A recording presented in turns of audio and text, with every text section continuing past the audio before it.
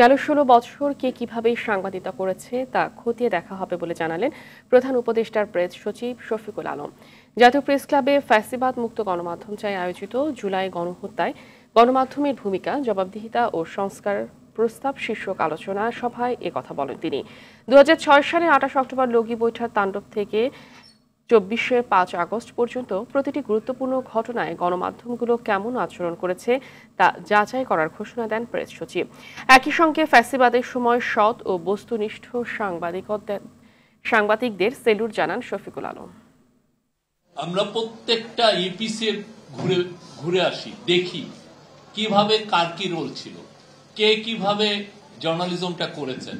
এটার ক্ষেত্রে আপনি এখনই যদি বলেন উনি ফ্যাসিবাদী, এই ফ্যাসিবাদী, তার চেয়ে বরং আমরা সবাই মিলে রিসার্চ করি, জানি যে কিভাবে ওনারা এই ভয়াবহ যে একটা আওয়ামী লীগ রেজিম, এই যে শেখ হাসিনার রেজিম, যারা বাচ্চা বাচ্চা ছেলে মেয়েদেরকে খুন করতে দ্বিধাবোধ করে নাই, তাদেরকে সম্মতি উৎপাদন কারা করেছিলেন, কিভাবে করেছিলেন।